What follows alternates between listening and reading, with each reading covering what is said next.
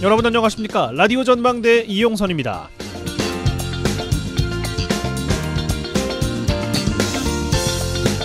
오늘 오전 8시 반쯤 강원도 강릉에서 산불이 났습니다. 소나무가 부러지면서 전깃줄을 건드려서 불씨가 붙은 걸로 추정되는데 전국에 강한 돌풍이 예보되어 있습니다. 산불난 지역에도 순간 최대 풍속이 초속 30m에 달하는 강한 바람이 불고 있습니다. 이 강풍 때문에 산불 진화 헬기조차도 들 수가 없었다죠. 바람을 타고 민가까지 산불이 번지고 있어서 걱정입니다. 주민 대피령도 내려졌고요.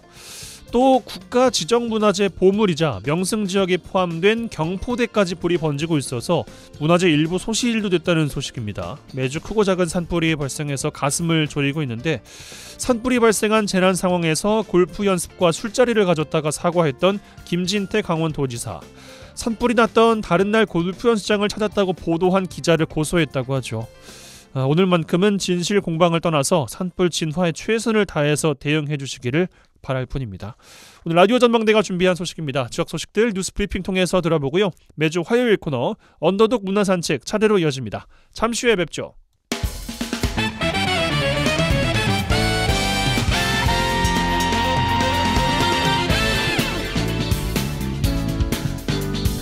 네, 4월 11일 화요일입니다. 라디오 전망대 시작합니다. 먼저 우리 지역 뉴스 정리해보죠. 뉴스 브리핑 GBS 뉴스의 차범준 편집장과 함께합니다. 전화 연결돼 있어요.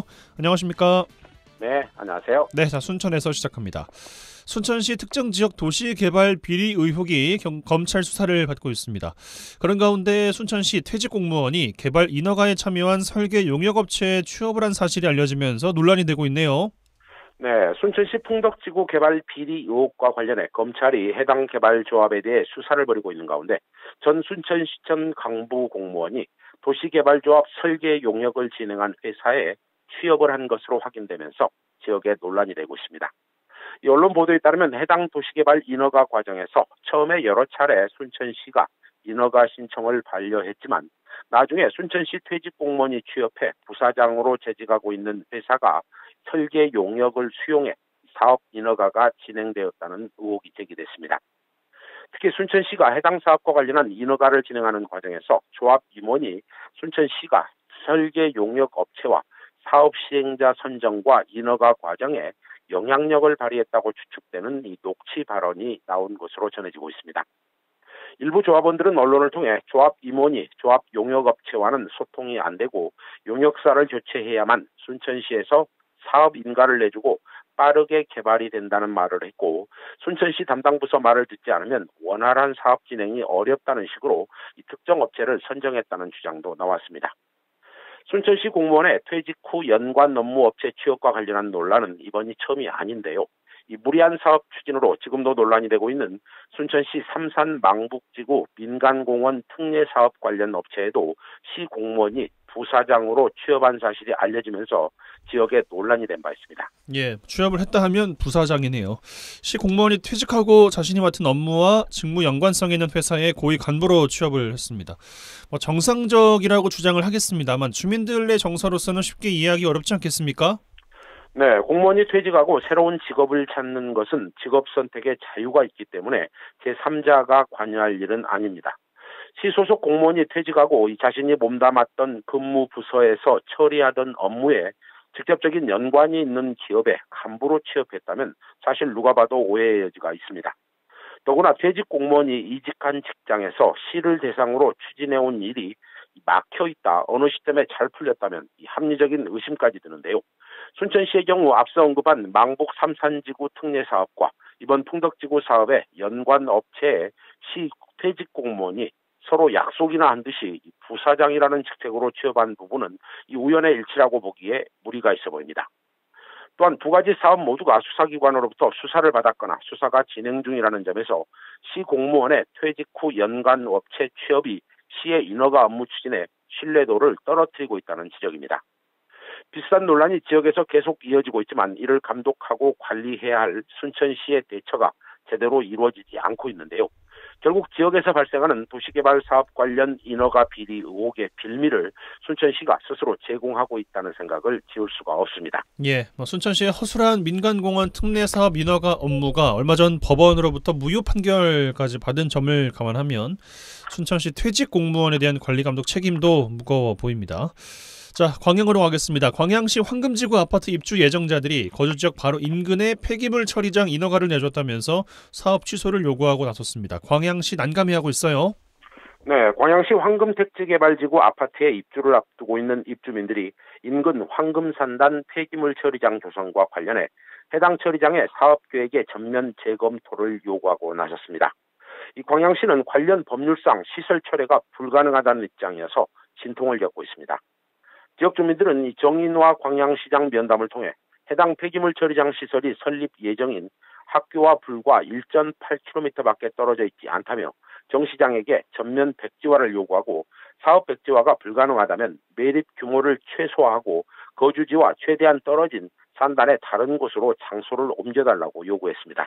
주민들은 처음에 실시한 환경영향평가와 현재의 상황이 달라져 있기 때문에 환경영향평가를 재실시할 수 있는 방안을 검토하고 또 인허가 과정을 최초 단계부터 되짚어볼 필요가 있다, 이렇게 주장하고 있습니다. 예, 광양시가 선뜻 해결 방안을 제시하지 못하고 있는 것을 보면 주민들의 민원이 쉽게 해결될 것 같지는 않습니다. 주민들의 요구에 대해서 광양시의 대책 구체적으로 정리해 주실까요?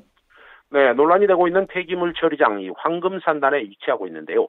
폐기물 시설 촉진법에 따르면 산단 폐기물 발생량이 2만 톤 이상이거나 조성 면적이 50만 제곱미터 이상이면 반드시 산단 내에 폐기물 처리 시설을 설치해야 되기 때문에 산단 운영을 포기하지 않는 이상 처리장의 사업 취소는 지금으로서는 불가능한 상황입니다. 정인화 광양시장 역시 해당 폐기물 처리장 건립을 백지화하기는 어렵고 매립 규모를 일부 조정하는 방안을 모색 중인데 광양경자청장을 만나 매립 규모를 최소화할 방안을 검토해달라고 요청했고 그 결과를 기다리고 있다는 입장입니다. 또한 광양시는 환경영향평가 재시행 방안이나 환경보전 방안 등에 대한 요청도 이 법적인 사항을 검토한 후에 경자청과 협의를 이어가겠다고 밝혔는데요. 지금으로서는 현재 주민들이 원하는 속 시원한 해결책을 쉽게 찾아내기는 어려워 보입니다. 예, 알겠습니다. 자, 여수에서 마무리하죠. 몇 해 전 여수 산단 입주 기업들이 대기오염물질 배출량을 조작해서 주민들로부터 거센 비난과 함께 사법 처분도 받았습니다. 최근에 산단에서 법적 배출 기준치를 초과하는 오염물질을 배출해온 업체들 무더기로 적발이 됐어요. 네, 최근 여수 국가산업단지 일부 업체들이 대기 오염물질을 기준치보다 초과 배출해오다 무더기로 적발됐는데요. 여수시는 최근 대기 오염물질 법적 기준치를 초과한 산단 입주업체 7곳 등을 적발해 부과금 등 행정처분을 내렸다고 밝혔습니다.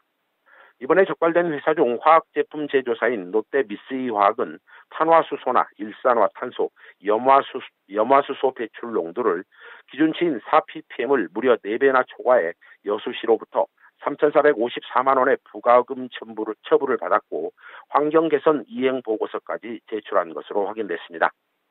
또한 여수 산단의 한 위험물품 보관업 사업자는 질소 산화물을 초과 배출해 56만 원의 부과금을 부과받았고 일부 업체들이 벤젠이나 탄화수소를 초과 배출해 개선 명령을 받거나 대기환경보전법에 따른 행정처분을 받는 등 여수 산단을 중심으로 대기 오염물질과 폐수의 초과 배출이 여전히 이어지고 있습니다. 예, 여수 시민들이 산단 오염물질 배출에 극도로 민감한 반응을 보이고 있다는 것을 입주 업체들 잘 알고 있을 텐데 매년 적발, 부과금 처분 이어지고 있다는 점에서 문제가 상당해 보입니다.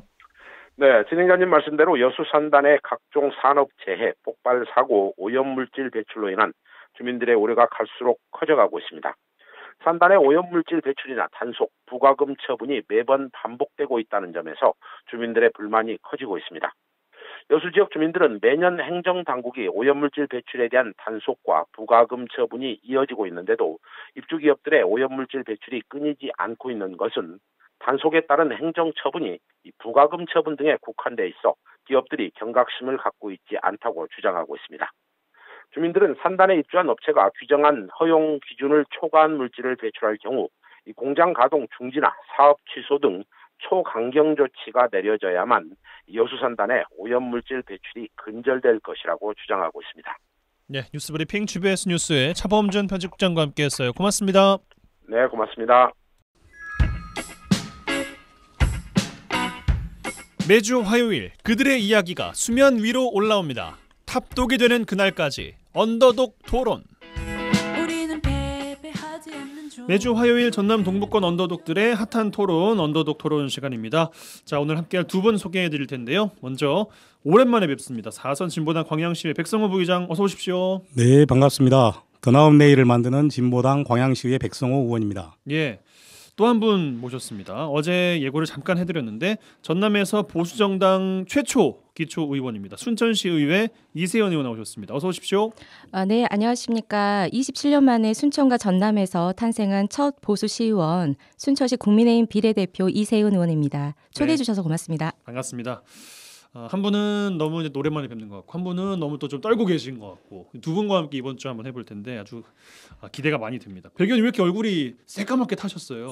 예, 제가 또 좀 파견을 좀 갔다 와서 전주 다녀오셨죠? 전주. 예, 전주에서 국회의원 보궐선거가 있었는데 거기에 가서 저희 진보당 후보 당선을 위해서 조금의 역할을 하고 왔는데 백의원님이 가셔가지고 당선이 되신 거 아니에요? 아마도 그런 것 같습니다. 예, 뭐 짧은 기간 갔다 왔는데 네. 실은 가서 보니까 전주 시민들의 분위기가 상당했습니다. 그래서 이번에 거의 한 40% 정도의 득표율로 진보당 첫 국회의원이 당선을 했습니다.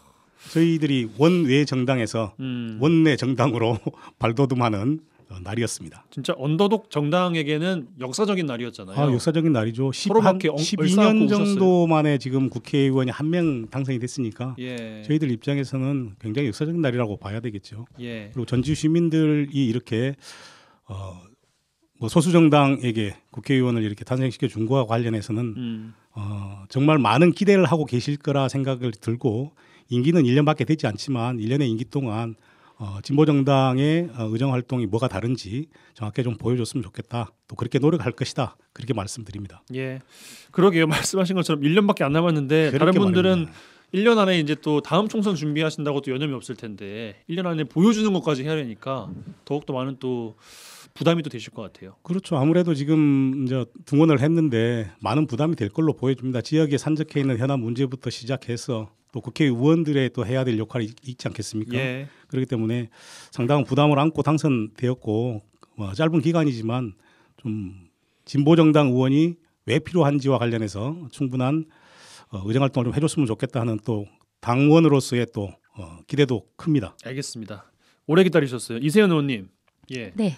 전남에서 보수정당 최초로 기초의원이 됐다. 말씀을 이제 드렸는데 네네. 처음 라디오 전망대는 나오시는 것 같습니다. 예, 맞습니다. 청취자분들께 소개 좀 해주세요. 뭐 좀 전에 제 소개는 좀 드린 것 같은데 예. 이제 내가 어떤 사람이다, 어떤 시의원이다, 뭐 이런 것들. 저는 타이틀 빼고. 네, 저 국민의힘 시의원이 저 혼자밖에 없기 때문에 저는 비록 초선이고 이제 비례이지만 당의 대표성을 띠고 또 선수로서 기준을 만들고 있다고 보시면 됩니다. 네. 예, 그리고 더불어 제가 발로 뛰고 바쁜 만큼 순천시가 발전한다고 생각하고 있기 때문에 깨부리지 않고 열심히 의정활동하고 있습니다. 네, 알겠습니다. 지금까지는 이제 적어 오신 것을 잘 차분하게 말씀 주신 것 같아요.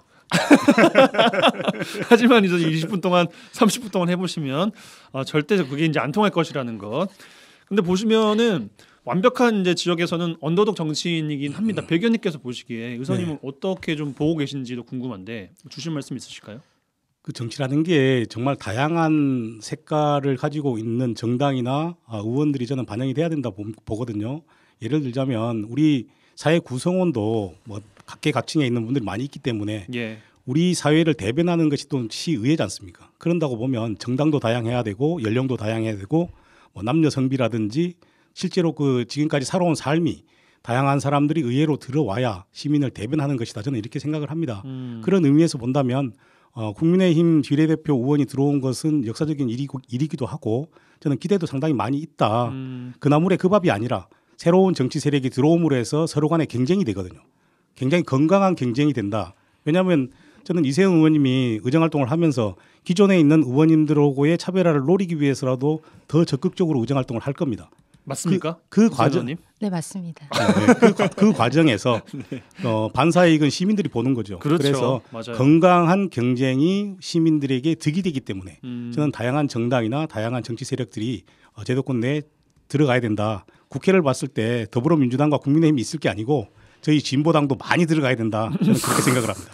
기승전 진보당. 예. 공감합니다. 지역에서는 말씀하신 것처럼 대한 정당, 대한 정치 역할도 참 중요하다고 생각이 드는데 또 이세현 의원께서도 뭐 SNS 통해서 의정 활동 굉장히 또 활발하게 또 알리고 계시고 여러 가지로 또 힘쓰고 계시니까 또 기왕 나오셨으니까 한번 또 말씀을 드려봤습니다. 자, 주제 빨리 좀 가보겠습니다. 먼저 내년 총선 앞두고 선거구 관련된 이야기가 본격적으로 나오고 있습니다. 대표적인 게 순천이죠. 해령면 주민들께서 강하게 복원을 요구하고 있습니다. 벌써부터 지역 정치권이 분열되고 있는 것 아니냐 이런 이야기도 나오고 있는데 최근에 이런 이야기가 있었어요. 순천시의회가 순천 해령면 선거구 정상화 촉구 기자회견을 가졌는데 민주당 소속 소병철 의원만 참석했다라고 하면서 뒷말이 나오고 있습니다. 이 문제를 또 직접 SNS를 통해서 제기를 하셨던 이세현 의원님, 이 이야기 먼저 좀 해주시면 좋겠습니다. 네, 이번 국회 방문은 순천시 의회가 순천 해령면 선거구 정상화 촉구를 위한 공식 행사였습니다. 네. 회의 시간에 순천시를 위해 여야 상관없이 함께 참석해 줄 것을 제안했었고 이런 부분을 이제 저희 지역위원장님이랑 같이 이제 이야기를 나눴었고요. 그런데 이제 며칠 후 갑자기 제안을 저희 정홍준 위원장님께서 취소를 하셨어요. 운영위원장이시죠? 네, 예. 의회 운영위원장님이십니다. 예. 그래서 이제 취소된 이유를 물으니 갑자기 순천시 의회 행사에 지역위원장과 지역 국회의원이 참석할 이유가 없다며 이렇게 말씀을 하시더라고요. 예. 예, 그래서 그러면 소병철 의원님도 뭐 참석을 안 하시냐 이렇게 제가 물으니까 소병철 의원님도 순천시 의회가 주관하는 행사에 참석하지 않는다고 그때 말씀하셨습니다. 예. 예. 그런데 이제 막상 이제 행사를 가고 이제 면담을 하는 과정에서 소병철 의원님이 다 참석을 하셨거든요. 예. 그랬는데 이제 소병철 의원님께서 그 지역 국회의원으로서 지역 현안을 위해 해결하기 위해 국회 출입을 돕고 그리고 또 만남을 주선하는 거에 대해서는 당연히 해야 할 일이고 저는 또 그 부분에 대해서는 되게 높이 평가를 하고 있습니다. 다만 이 행사에 모두 동석하고 참여를 했지만 이게 도와준 역할로 비춰져야 되는데 이게 주인공이 된 것처럼 보이는 게 문제였다는 거잖아요. 네네. 예. 그리고 사실 보도자료도 그렇게 나갔어요. 네. 소병철 의원실에서는 국회 방문, 면담 및 기자회견을 하였다고 보도자료를 냈고 이미 기사가 되었습니다. 도왔다가 아니라 네. 했다라는 네. 것을 문제로 네. 삼으시는 거잖아요. 그래서 함께 순천시 의회가 함께했다. 이렇게 언론에 나왔습니다. 그러니까 그럴 거면은 천하람 위원장 포함해서 이세현 의원 본인에게도 이야기를 했어야 되는데 그런 것이 아니었다라는 취지 아니었겠습니까? 네, 비단 이제 천하람 위원장뿐만이 아니고 저희는 이제 진보당 지역위원장님도 계시잖아요. 김재진 당협위원장님도 계시는데 함께 초대를 했으면은 저는 소병철 의원님이 더 빛났을 거라고 생각을 하거든요. 네, 그런데 이렇게 소병철 의원님만 이렇게 오셔서 어떤 이렇게 사진을 찍히고 보도가 된 거는 민주당이 순천시의회를 팔아서 민주당 소병철 의원님을 띄우기 위한 이벤트였다라고 저는 여겨집니다. 네, 그 후에 공식적으로 문제 제기도 하셨잖아요. 네네. 뭐 답변 받은 게 있으십니까? 순천시 의회 입장은 따로 연락이 온 거는 없었고요. 예. 어제 이제 정홍준 위원장님이 인터뷰를 하셨는데 그 인터뷰를 보고 위원장님이 아직 본질을 파악을 못하신 건 아닌가라는 생각이 들었어요. 저는 이 사태에 대해서 정홍준 운영위원장님이 반성을 하지 않고 또 재발 방지에 대한 어떠한 말도 하지 않는 형태, 이 부분은 순천시 의회에서 의회 운영위원장이 민주당 사무국장으로 일한다는 것으로 인정하는 태도라고 보여지거든요. 그래서 저는 오늘 이 자리를 빌어서 정홍준 위원장님의 이 사태를 책임지고 위원장 자리를 사퇴하기를 요구합니다. 사퇴를 책임지기 위해서 사퇴해라. 네. 운영위원장. 네. 예. 인터뷰에서 언급이 없었습니까? 아니면은 거기에 대한 인정을 하지 않은 것을 문제 삼으시는 거예요? 우선은 뭐 공식적인 회의가 아니고 비공개로 했던 내용이 밖으로 나갔다는 것에 대해 매우 유감스럽게 생각을 한다. 이렇게 얘기를 하셨는데 순천시 의회 공식 행사에 비공개 회의에서 민주당 행사 관련 회의를 해도 되는 건지 저는 묻고 싶어요. 예. 그리고 이런 어떠한 소속 정당이 서로 다른 의원들도 계시고 또 무소속 의원님들도 이루어진 순천시 의회가 이러한 이미지로 민주당 산하 기관으로 이미지로 비춰지는 어떠한 거는 저는 옳지 않다라고 보거든요. 네. 예. 그래서 저는 송영주 위원장님이 이 사태에 대해서는 책임을 져야 된다고 생각합니다. 책임지고 사퇴해라. 네. 라는 메시지. 네. 백 의원님, 이런 경우 광양에서 혹시 겪은 적 없으십니까? 있죠. 그 소수 정당에 속해 있는 의원들은 언제든지 이런 일들을 많이 겪고 삽니다. 감내해 나가야 될 부분입니까? 그러면 출세해야죠. 근데 이제 방금 그나저나 저는 그 이세훈 의원이 걱정돼서 어쩔까요? 네. 이렇게 그 방송에서 네. 운영위원장 사퇴하라고 딱 이제 공식적으로 얘기를 해버려서 네. 앞으로 의정 활동이 참 험난하겠다. 그래. 큰일 났- 어떤 부분이 가장 걱정이 되신가요? 뭐 조례 발의 하나 하더라도 동료 의원들의 서명이 필요한데 네. 잘 될 수 있을지 네. 좀 걱정이 심히 됩니다. 예. 걱정해 줘서 감사합니다. 모진 풍파를 잘 헤쳐나가시길 네. 바라면서. 지금도 잘 견뎌내고 있습니다. 그러죠. 네. 저도 한 명이라서 잘하고 있습니다. 네. 근데 이제 이렇게 만약에 예를 들어 의회에서 공식적인 행사로 만약에 했다가 하고 사전에 그렇게 각 정당의 지역위원장들을 같이 해서 힘을 보태려고 했었다라고 한다면은 당연히 저는 소수 정당이라 하더라도 같이 힘을 합하는 게 맞다라고 봅니다. 예. 특히나 국민의힘이 어찌 됐든 간에 뭐 싫든 좋든 간에 지금 집권 여당이기 때문에 집권 여당의 지역위원장이 같이 한다면은 집권 여당이라는 것은 그 지역의 국회의원이라는 말씀이신 거죠? 아니 우리 대한민국의 집권 여당이라는 얘기죠. 그러니까 제1야당이라는 네. 말씀이신 거군요. 더불어민주당이 제일 야당이죠. 그러니까요. 예. 집권 여당은 국민의힘입니다. 그러니까 예. 아니 저는 이제 전하람 당협위원장을 얘기하는 거죠. 예. 그래서 이런 분들 같이 하는 것이 훨씬 자기들이 요구하는 것이 관철되기 훨씬 더 쉽지 않을까.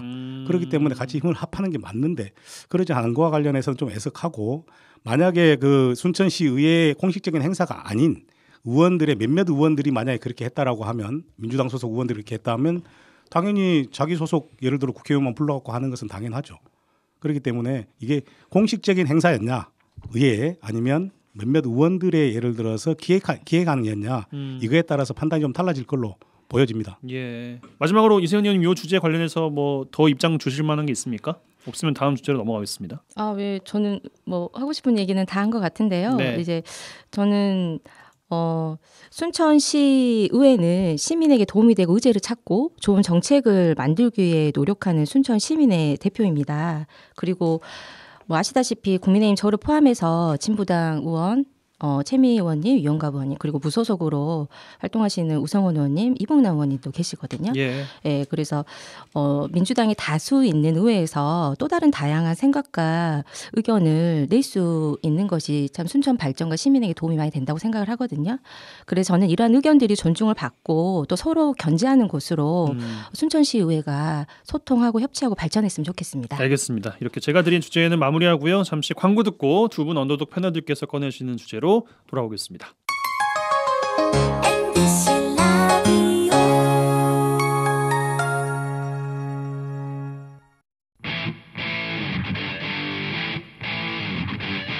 젊고 당찬 시사 생활밀착 뉴스 이용선의 라디오 전망대. 여수 MBC 라디오 전망대에 함께하고 계십니다. 매주 화요일 코너 언더독 이어드리고 있고요. 광양시의회 백성원 부의장 그리고 처음으로 모신 분입니다. 순천시의회 국민의힘 비례대표 이세훈 의원 이렇게 두 분과 함께하고 있습니다. 자, 먼저 백 의원님 어떤 주제 꺼내주시겠습니까? 그 지난주 월요일이었죠. 4월 3일에 저희 시의회에서 포스코에게 지역 상생할 것을 촉구하는 입장문을 발표를 했습니다. 잘 아시는 것처럼 포스코가 그 지주사로 전환하는 과정에서 포항이나 광양 쪽에서 여러 가지 지역사회에 이제 우려가 많이 있었고 이것을 좀 더 좀 진일보하기 위해 발전하기 위해서 또 아니면 또 같이 이렇게 협력하기 위해서 지역상생 협력 협의회라는 걸 만들었습니다. 예. 만들고 거기에서 이제 여러 가지 요구를 해오고 있는데 지금 1년이 넘는 과정에서 그 협의회에서 요구하는 것이 지금 하나도 관철이 안 되고 있습니다. 그래서 의회에서는 이렇게 무용지물이다라고 생각하는 협의회를 계속해야 될 이유가 있겠냐. 정말 이런 식이라고 하면 이제 우리는 협의회에서 발을 뺄련다. 대신에 이런 방법이 아닌 다른 방법으로 본인들이 그 협상에 나올 수 있도록 하겠다라고 이렇게 지금 입장문을 발표해서 오늘 주제로 정해봤습니다. 예. 광양시 의회는 빠지면은 비난에서 자유로울까요? 이제는 그 생각이 가장 먼저 들더라고요. 실은 이제 그 안에서 지금까지 이제 실무협의회에서 이제 4차 이상 이렇게 회의를 했는데도 불구하고 아무것도 나온 게 없습니다. 그래서 예. 더 이상 여기에 기대할 게 없기 때문에 이제는 장외 투쟁을 하겠다라는 것이죠. 아. 예, 장외 투쟁을 하는데 여기 우리 의회하고 의견을 같이 하는 시민들이나 아니면 단체나 같이 해서 뭐 일종의 범시민 대책위를 구성해서라도 포스코가 자기 역할을 할 수 있도록 한번 해보겠다라는 것이 지금 의회의 입장입니다. 예. 어제 서동용 의원과 이 건 관련해서 또 이야기를 나눴을 때 광양시에서도 좀 적극적인 액션이 없는 것이 아쉽다. 그래서 어떤 액션을 좀 촉구한다라는 말씀을 주셨는데 여기에 대해서 어떻게 생각하세요? 솔직히 말씀드려야 되는 거죠. 그렇죠. 예, 솔직히 말씀드리면 저는 지금 포스코가 우리 지역 사회를 바라보는 시각이나 지금 대하고 있는 태도 자체가 우리가 그렇게 만들었다라고 생각합니다. 자업자득이다. 특히나 저를 비롯한 선출직에 있는 의원들이 표를 의식해서 말을 제대로 못했기 때문에 지금 지역에 있는 기업이 지역 사회를 이렇게 깔보는 거 아니냐. 뭐 시장도 마찬가지, 국회의원도 마찬가지, 뭐 시도 의원들도 마찬가지, 전부 다 선출직이잖아요. 깔본다고 생각을 하시는 거군요. 저는 그렇게 생각합니다. 우리 광양시 위에 있는 광양제철소인가라는 문제점을 가지고 있습니다. 왜냐하면 항상 하는 거 보면 자기들이 우리 시 위에 있다고 생각을 하거든요. 예. 저는 그 반대로 우리 시에는 여러 형태의 이제 기업이 있고 그 중에서 이제 비중을 많이 차지하는 광양제철소가 있는 건 사실이죠. 또 의존도도 높기도 합니다. 그렇다 손치더라도 광양시 안에 있는 수많은 기업 중에 하나일 뿐이다. 저는 그렇게 생각하는데 자기들이 우리를 대하는 태도는 굉장히 좀 이런 속된 표현은 이제 가급적이면 방송이니까 안 해야 되니까 하여간 깔본다 이렇게 생각을 합니다. 그래서 진정성 있는 대화를 지금 하지 않고 있다. 그렇기 때문에 의회에서는 지금까지는 대화로 모든 문제를 해결하려고 했지만 이제는 대화보다는 실천을 해야 될 때 아니냐라는 생각이 저희 의원님들 뭐 의장님을 비롯해서 모든 의원님들이 공감대가 지금 형성되어 있고 공감대와 실행은 또 다른 이야기 아니겠습니까? 네, 그래서 지금 뭐 당장에 지역 상생 협력을 촉구하는 기자회견을 비롯해서 1인시 거리 선전전, 뭐 장애 투쟁을 하려고 지금 의견을 모아가고 있는 중입니다. 예. 이세현 의원님께도 요 이슈 드려봐야 될 것 같은데 지역 상생, 기업과 지역의 상생에 대해서 혹시 의정 활동 기간 생각해 보신 일이 있으신지? 기업 상생 저희 그 순천에는 사실 큰 기업이 없어가지고 예. 기업 유치에 대해서는 제가 좀 적극적으로 고민을 해봤는데 상생에 대해서는 고민을 아직 안 해봤습니다. 알겠습니다. 네. 이 순천 같은 경우도 실은 이 문제와 자유롭지 못한 부분이 뭐가 있냐면은 예. 광양제철소에서 일하는 분들 중에 거의 한 절반은 순천 시민들입니다. 맞아요. 광양제철소에 가서 일을 하고 이제 생활은 순천에서 하는 거죠. 그렇기 때문에 직장을 광양제철소로 두고 있는 분들 굉장히 많습니다. 특히나 이번에 자회사 설립하는 과정에서도 그랬지만 이번에 뭐냐면 정비 자회사를 또 설립합니다. 예전에 그 현대제철 자회사 만든 것처럼 지금 광양제철소도 정비 자회사를 만들어서 현재 하고 있는 협력업체들을 흡수 통합하겠다는 거거든요. 이 과정에서 특히나 지금 포항에 있는 그 업체들한테 그 물량 발주 나가는 거하고 순천에 광양에 있는 업체들한테 일하는 거하고 거의 비슷합니다. 그 제철소가 항상 내놓은 자료가 그렇게 나오고 예. 있거든요. 순천에 있는 업체들이나 순천 시민들이 일터를 거기로 가지고 있기 때문에 정비 자회사가 설립됨으로 해서 여러 가지 지금 우리가 고민하고 있는 게 있습니다. 걱정하고 있는 거. 지역 업체 납품도 줄어들 것이라 생각이 들고 하기 때문에 이런 부분에 있어서 순천시 의회에서도 너무 동네 일이라 생각하지 마시고 순천 시민들의 직장과 관련되어 있는 일이고 지역 업체들의 납품과 관련되어 있는 일이기 때문에 관심을 가져주셔야 된다. 저는 이렇게 생각을 합니다. 답변 듣고 넘어갈까요? 예, 저도 동의합니다. 그렇습니다. 오늘을 계기로 또 이세현 의원님께서 또 관심을 또 가지실 수도 있는 거니까 네네. 순천시 의회 또 협조도 기대를 해보죠. 자, 이세현 의원님께서 마지막으로 꺼내시는 주제로 넘어오겠습니다. 어떤 주제 꺼내시겠습니까? 요즘 사회적 문제로 큰 이슈화가 되고 있는 학교폭력에 대한 주제를 가져와 봤습니다. 예. 22년 교육부 학교폭력 실체 조사에 따르면 전체 학교폭력 경험률 21년 대비 좀 증가를 했고요. 그리고 학교폭력 경험한 학생들의 나이가 갈수록 저연령화되고 있는 추세를 재확인할 수 있었습니다. 그리고 학교폭력 유형 중 사이버폭력의 비중은 역대 최고치인 31.6%로 급증했습니다. 이상이십니까? 네. 예. 그래서 어떻게 해야 됩니까? 지금 현재 전국에 137개의 저희가 지금 학교폭력 예방 조례가 있고 예. 그리고 저희 전남을 포함한 여수 광양에 8개의 학교폭력 예방에 관련된 조례가 있는데요. 순천시 순천 내에서는 지금 조례가 없어요. 순천에는 조례가 없다는 걸 이제 문제로 삼으시는 거군요. 예. 근데 이제 순천 내에서 순천교육지원청에 따르면 지역 내 발생한 학교폭력 신고 건수는 작년 22년도 11월 기준으로 지난 20년에 비해 180% 정도 증가를 했거든요. 180배요? 예, 80%. 180%. 깜짝이야. 180%. 예. 그래서 그런데 이제 순천시는 학교폭력을 예방하고 근절해야 되는 책무가 있지만 현재 순천 시민이 체감할 수 있는 필요한 법적 제도적 장치가 이제 마련이 되어 있지 않습니다. 예, 그래서 저는 이제 학교폭력 그 예방 교육 관련된 조례를 만들고 싶습니다. 예.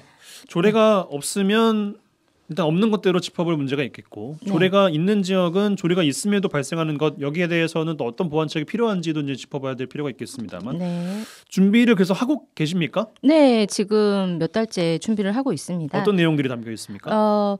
우선은 다 완성되진 않았지만 네. 사업 및 예산 지원, 그리고 교육 및 홍보, 그리고 관계기관 등의 협력, 그리고 학교폭력 대체 지역협의체 설치 및 운영 등에 대해서 이제 담길 계획인데요. 이제 제가 이 조례가 뭐 찍어내기식 조례가 아닌 교육청에 협력할 수 있는 그리고 순천시 실정에 맞는 조례를 만들기 위해서 계속 다듬고 살펴보고 있는 중입니다. 예. 어느 정도의 발의를 하실 예정이십니까? 지금 목표는 5월, 지금 4월이죠. 예, 다음 달요? 예, 5월에 할 계획인데 조금 더 실무 회의를 좀 거치고 왜냐하면 이게 되게 조심스러운 부분이 뭐냐면은 학교폭력 예방의 대책을 전담하는 곳은 교육청이거든요. 네. 예, 그래서 저희는 관계기관이에요. 예, 관계기관인 순천시가 교육청을 어떻게 협력하고 도울 수 있는지를 고민을 해봐야 돼요. 예, 그래서 이런 부분에 대해서 더 이제 소통하는 시간을 조금 더 가져보려고 하고 있습니다. 알겠습니다. 백 의원님께 그럼 다음 질문을 드려야 될 것 같은데 조례가 광양은 있다네요.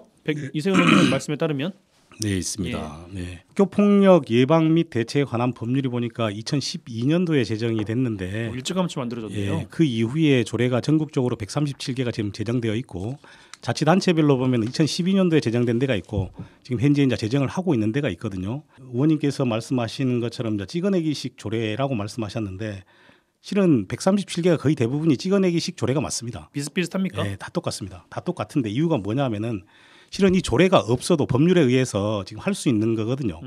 예를 들자면 국가 및 지방자치단체의 책무를 4조에 규정하고 있는데 국가 및 지방자치단체는 학교폭력을 예방하고 근절하기 위해서 조사, 연구, 교육, 계도 등 필요한 법적, 제도적 장치를 마련해야 한다라고 법적 의무상으로 법에서 두고 있습니다. 예. 그렇기 때문에 조례가 없다고 치더라도 이렇게 해야 하고 또 사항에 보면 이런 부분을 하기 위해서 행정적, 재정적 지원을 해야 한다 이렇게 되어 있기 때문에 현재 법률로서도 충분히 이걸 할 수가 있습니다. 그런데 다만 2012년 이후에 이렇게 조례도 많이 제정되고 있지만 학교 폭력에 대한 심각성에 대해서 그때 언론에서 한 번씩 뭐 정순신 변호사 자녀 학교 폭력 문제 나왔을 때 갑자기 뜨거워지죠. 그러다가 그것이 좀 잠잠해지면 또 관심에서 멀어집니다. 지방자치단체가 이건 우리 일이 아니야. 이건 교육청 일이야라고 이렇게 하고 있기 때문에 이런 문제가 지금 근절되지 않고 있는 것이다. 한 아이를 키우려면은 온 마을이 나서야 된다는 인디안 속담처럼 지방자치단체도 이 역할을 해야 됩니다. 그리고 법적 의무사항도 있습니다. 근데 안 합니다. 그래서 그나마 그래도 좀 했으면 좋겠다라는 의미를 담기 위해서 조례를 제정하고 있는 거거든요. 물론 조례를 제정해서 강제하는 것도 굉장히 중요하고, 근데 저는 이제 이세훈 의원님께서 이제 발의하시고 조례가 제정이 되면 정말로 이 조례에 근거한 사업들을 명확히 해야 됩니다. 지방자치단체별로 조례가 뭐 한 400개 이상씩 다 있거든요. 근데 안 지켜지는 조례가 절반 이상이에요. 만약에 이 조례가 제정이 되면 이 조례에서 어떠한 사업을 하자고 명시를 할 것이고 이 명시된 근거 조항을 가지고 이 사업들을 해나감으로 해서 정말로 학교 폭력이 좀 없어졌으면 좋겠다. 특히나 이것은 예방이 더 중요하거든요. 네, 맞습니다. 발생하고 나서 뒤에 해결하는 것은 그건 별로 우리가 장려하고 싶은 건 아니고 예방이 가장 중요하기 때문에 조례에 근거해서 사업 좀 잘했으면 좋겠다. 그리고 또 덧붙여서 한 가지 말씀드리면 지금 학교 폭력뿐만 아니고 코로나를 겪으면서 아이들이 지금 여러 가지 지금 사회적 문제를 안고 사는데 제가 보니까는 뭐 인터넷 도박도 있고 또 그 뭐 여러 가지 뭐 채무와 관련된 부분도 있고 여러 가지 지금 청소년들이 많은 다양한 문제를 겪고 살고 있더라고요. 네. 근데 우리 사회가 그것을 지금 너무 등한시하고 있다는 생각이 좀 듭니다. 심지어 지금은 마약까지도 이야기가 나오고 있는 상황이니까요. 그렇죠. 예. 이세훈 의원님께서 보니까 그 대표 프로필이 청소년 심리 상담 네네. 그리고 뭐 광양교육지원청에서는 학폭심의위원으로도 활동을 하셨어요. 네네네. 근데 찍어내 게식 학폭 관련된 조례가 아니라 백 의원님께서도 이제 좀 요청 내지는 바람을 또 전달해 드렸는데 네. 이세훈 의원께서 낼 조례에는 뭔가 좀 남다른 게 좀 담겨야 되지 않겠습니까? 네네. 예. 우리 그 부의장님께서 너무 말씀을 다 해주셔가지고 제가 할 말씀까지 다 해주셨어요. 예. 죄송합니다. 아니에요. 아닙니다. 예. 너무 감사드리고요. 예. 우선 이제 학교 폭력이 학기별로 1회 이상 학교 폭력 예방 교육을 실시하도록 학교에서 하게 돼 있는데 예. 이제 이게 이제 더 필요하거나 아니면은 더 요청을 했을 때 저희 순천시에서 도움을 줄 수 있는 그리고 타 지자체에서도 그렇게 하고 있는 지자체도 있는 걸로 알고 있거든요. 그래서 또 학교 폭력이 발생하는 규모나 수법의 다양성, 친밀성을 볼 때 이게 제도적으로 또 사업으로 말씀하셨듯이 정책이나 사업으로 좀 구체적으로 만들어야 돼요. 그래서 제가 어떤 부분이 필요하고 어떤 부분에 좀 더 개선을 해야 되는지 제가 좀 알고 있기 때문에 그리고 그 또 집행부와 또 소통을 하고 또 사실 의지도 많이 끌어내야 되거든요. 또 설득도 하고 그래서 그런 부분에 대해서 많이 고민하고 있고 같이 이야기 나누고 있습니다. 예, 뭐 넣을 거 넣고 이제 뺄 거 빼고 이제 수렴 단계이신 것 같으니까 네네. 다음 달에 발의할 예정인 조례안도 많은 기대를 좀 해보겠습니다. 이 정도로 이번 주는 마무리를 하죠. 언더독 토론 이렇게 마무리하겠습니다. 광양시의회 백성호 부의장, 순천시의회 국민의힘 비례대표 이세훈 의원 두 분 고맙습니다. 네, 수고하셨습니다. 네, 수고하셨습니다.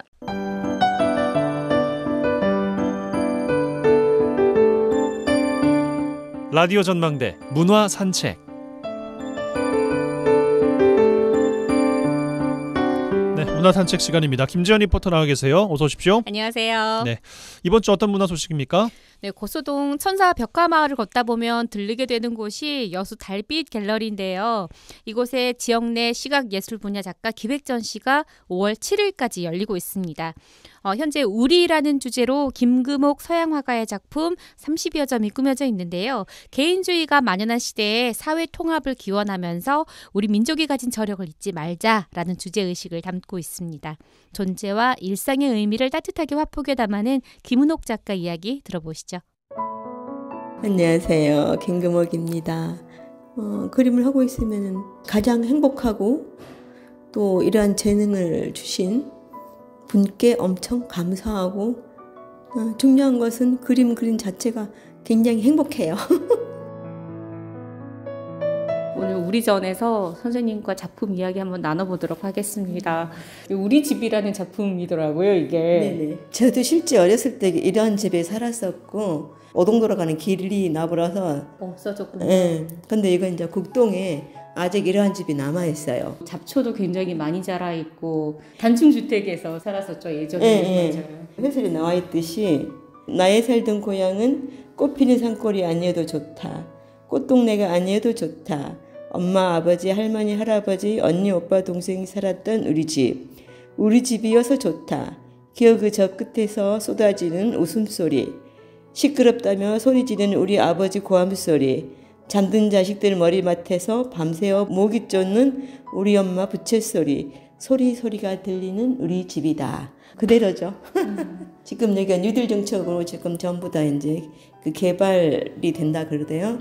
근데 중요한 거는 그 우리 여수가 옛날에 이랬다는 거. 집들을 보면 굉장히 정겹지 않나요? 우리 전부 이리 어렸을 때 이런 집에 다 살았었어요. 예전 그 70년대, 80년대 느낌들도 나고. 네, 그렇죠. 지금 이제 없어져 가는 네. 그런 것들을 그림으로 남기시고 계시네요. 네. 이 작품이 지금 포스터에 등장해 있는 작품입니다. 뭔가 하얀 눈을 맞은 것 같은 위에서 내려다본 네. 마을의 그런 느낌이에요. 네. 어떤 작품일까요? 우리는 매일 새날을 살아가는 존재입니다. 새날. 우리 날마다 새날을 살아가는 존재들이죠. 근데 새날을 정말 새날로 내가 인식하고 사는가. 그게 중요한 것 같아요. 대부분 그냥 그날이 그날이고 그날이 그날이고 그렇게 살 수가 있는데 이만큼 나이 먹고 보니까 하루하루가 너무 귀중하다는 거. 날마다 새날을 살아야 된다는 거. 그래야 인생에서 좀 행복하게 살지 않을까? 그런 생각이 들고. 그래서 실제적으로 제 호가 새날이에요. 새날을 살아야 되겠다. 네. 날마다. 예, 날마다 오늘이라는 거, 새날밖에 없다는 그런 의미죠. 어떤 작품이에요? 이 작품도 이제 존재라 그랬는데 네. 우리는 그 많은 날들을 살아오면서 이렇게 지금 낡은 집이잖아요. 이런 식으로 뭔가 존재가 나눈다는 거. 물론 우리는 지금 현재를 살고 있지만은 과거를 내가 다시 갈 수는 없지만은 그러나 그 살아온 만큼의 세월들이 쌓인다 그 말이죠. 우리가 어떻게 존재되어지느냐가 굉장히 중요할 것 같아요. 벽에 시간이 지난 그쵸? 오래된 고목과 벽은 떨어져 나가고 잘 가꿔지지 않은 나무들이 굉장히 풍성하게 자라고는 있지만 뭐랄까 좀 편안함이 느껴지지 않나요? 네. 이렇게 살건 저렇게 살건 모든 것이 다 존재하고 있다는 그런 얘기처럼 다가오니까 네, 너무 그 하나하나가 다 귀하게 느껴지는 거예요. 지금 저는 고목도 아주 잘 봤어요. 굉장히 귀한 존재였어. 막 이런 생각이 들어요. 작품 속에서. 그쵸? 네. 다 소중한 존재예요. 굉장히 오래되고 낡았지만은 다 소중한 존재들이에요. 우리라는 주제 개인전에서 지금 가장 이제 중요하게 보여줄 수 있는 작품이 홍익인간이라는 작품부터 그렇죠. 시작을 이게 하는 것 가장 같아요. 네네. 북을 치시는 분을 그리신 농학이라든지 우리나라 예술에는 전부 그 신선 사상이라든지 이 홍익인간 자체가 신선 사상인 것 같아요. 그런 것들이 다 배들어 있거든요. 흥이라든지 제가 어렸을 때 초등학교에서 배울 때게 우리나라 국가 이념은 홍익인간이다.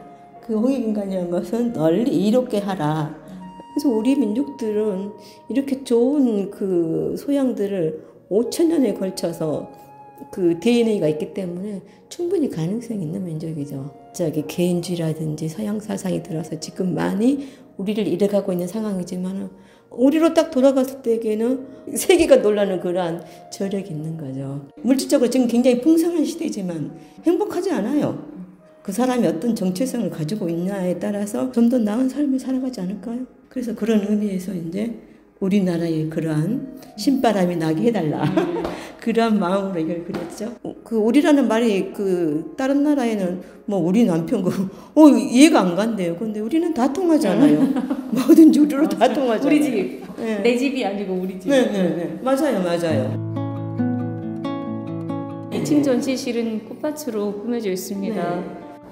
유채꽃이에요? 유채꽃이죠. 근데 지금 여기 너더리 논이라고 해놨는데 너더리는 뭔가 익숙하지 않은 단어인데요. 네, 이거 너더리 논이 아는 어르신하고 같이 이야기하면서 계단식 논을 순수 우리말로 너더리 논이라 그런가 봐요. 경사진 논들이 너덜너덜 있어요. 아주 그 철학이 담겨있는 논이죠. 얼마나 노력했겠어요.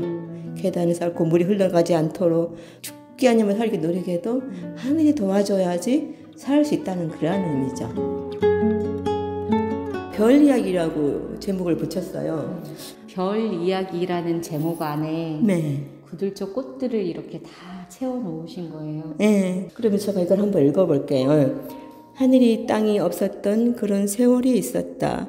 내 몸과 영혼이 바람에 나비꾸고 있던 어느 날 청량한 새벽 공기를 깨우는 무리 준 구들초들이 별처럼 빛나고 있었다. 저마다의 얼굴로 내 영혼을 흔들어 깨웠다. 그래서 구들초 무리들을 캔버스 가득 채웠다. 생명 있음 그 자체가 별인 것을 활짝 핀 꽃, 부활을 약속하며 지는 꽃, 새로 태어나는 꽃, 생명은 아름다운 것이다. 온 세상 가득한 생명의 날들이 열어지는 것이었다.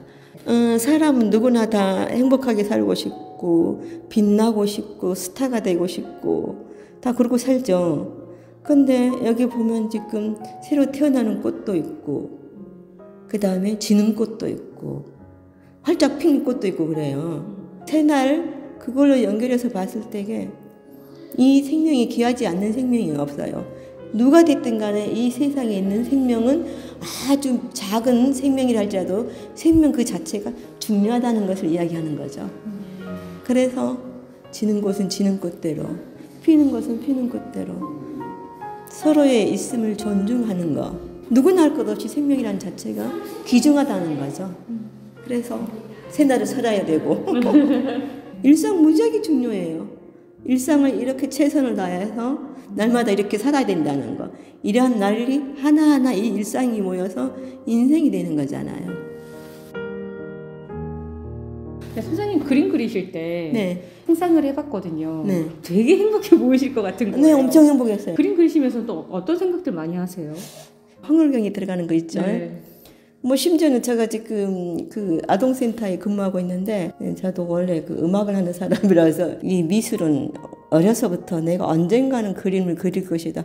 나도 모르게 그런 마음이 참 많이 들었어요. 근데 50대 되니까 이제 조금 애들도 다 크고 이제 여가가 되더라고요. 그래서 그때 시작한 거예요. 그림을 그리면서 그렇게 행복할 수가 없어요. 그래서 일하면서도 집에 아이고 빨리 가서 그림 그려야지. 굉장히 그게 강했었어요. 그러니까 그림은 평생 저와 같이 가야죠. 저는 가장 지금도 너무 감사한 거가 그 인생에서 정말 자신을 행복하게 해주는 것은 예술이라 생각이 돼요. 이렇게 예술을 즐길 수 있는 것, 특히 음악 미술은 직접적으로 바로 행복하게 하잖아요. 그런 의미에서 너무 좋고 너무 감사해요. 나를 찾아서 가는 거가 가장 인간답고 나를 존중할 수 있는 사람이 타인도 존중할 수 있고 인간다움을 가지고 있는 사람들이 그래도 있기 때문에 이 세상이 아름답게 되는 것이고 유지가 되는 것 같아요. 그래서 인간이 중요하다 생각하는 거죠.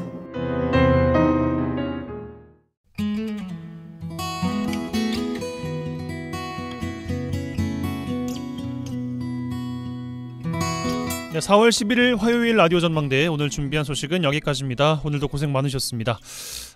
강릉 쪽에는 산불 때문에 오늘 참 화제였습니다.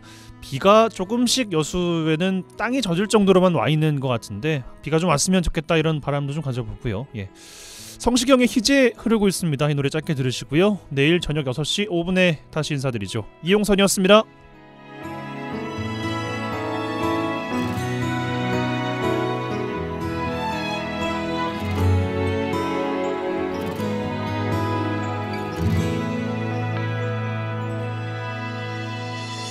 햇살은 우릴 위해 내리고 바람도 서로를 감싸게 했죠.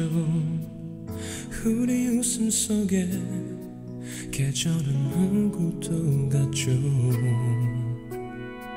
바람에 흔들리는 머릿결 내게 불어오는 그대 향기 예쁜 두 눈도 웃음소리도 모두가 내 것이었죠. 이런 사랑 이런 행복 쉽다 했었죠. 이런 웃음 이런 축복 내게 쉽게 올 리 없죠. 눈물조차